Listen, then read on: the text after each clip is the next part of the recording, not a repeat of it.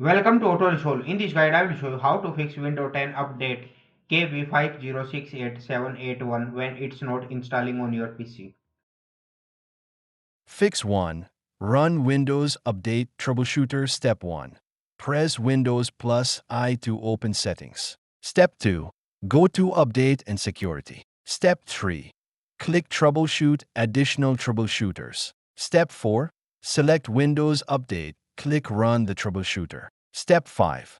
Apply all suggested fixes and restart your PC. Fix 2. Restart Windows Update Services. Step 1. Type services. MSC in Start Search and open it. Step 2. Find these services.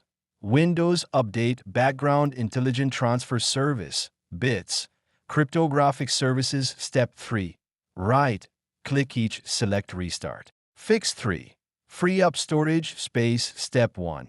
Press Windows plus I System Storage. Step 2.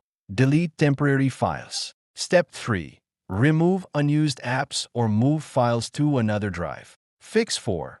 Pause and resume Windows Update. Step 1. Go to Settings, Update and Security. Step 2.